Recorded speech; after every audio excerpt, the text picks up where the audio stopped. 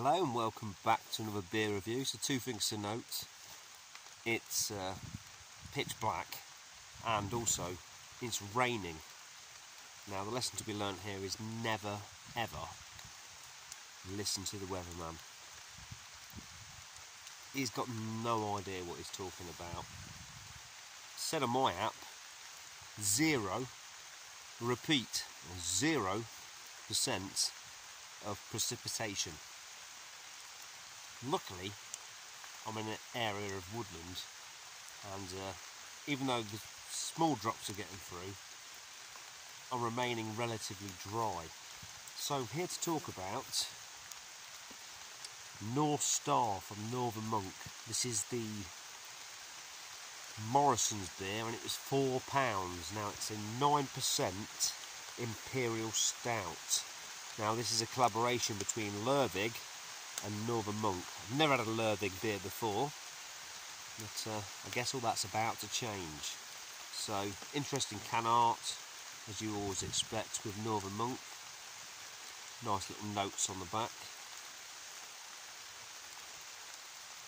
So let's open it up and take a look at what we're dealing with here.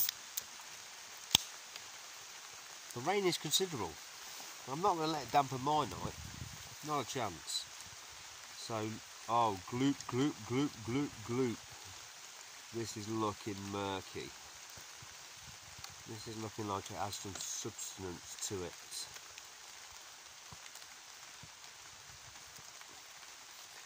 Well, what are we dealing with?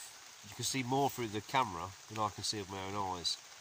Well, it's a very dark, tan head. I can't tell you about level of carbonation, but let's go in for a bit of a sniff.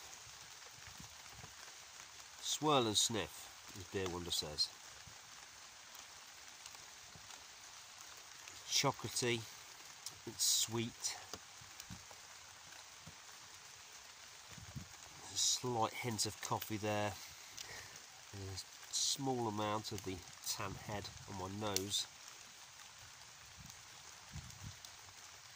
Certainly in terms of fragrance, it's very much inviting. So I'm going to give this a taste and see what we're dealing with.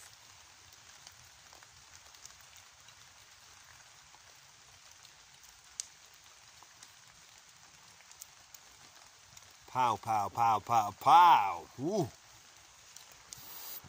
This is pretty feisty.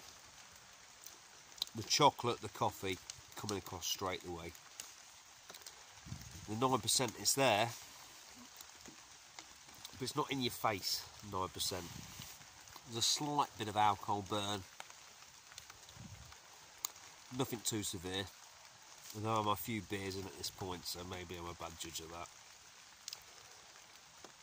This is quite nice. I have to admit, I have sort of gone off Imperial Ales of late. They're a little bit strong. Yeah, they're sort of a, you know, something I'd drink sort of last thing at night, really, at the end of a night, rather than at the very beginning. But this is tasty, it's warming, which is very much appreciated with the continued rainfall that we're experiencing here.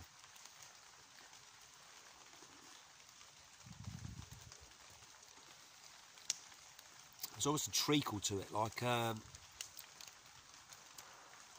yeah, treacle. The opposite of golden syrup, a treacle. It's sweet, it's sticky, it lingers. This is definitely a beer for a cold evening. Cold, damp, dark evening. So what would I give this? I have to say, I'm quite impressed. There's a lot of depth to it. There's probably a lot I'm not picking up. Maybe there's some licorice flavours there as well. It's deceiving, but it's a good collaboration.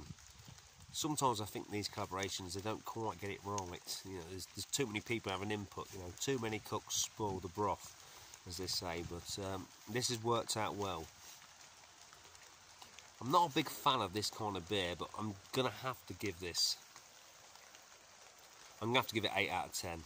there's no denying it is a really nice Imperial Ale. If this is your kind of thing, definitely recommend checking it out. Would I buy it again? Depends if I'm in the mood for an Imperial Ale. Probably not, it's £4, and I'd much prefer a tropical IPA or a sour. But with that being said, it's still a pleasure to experience it. So that's it for now. Thank you for watching. Hopefully I'll load some more videos soon.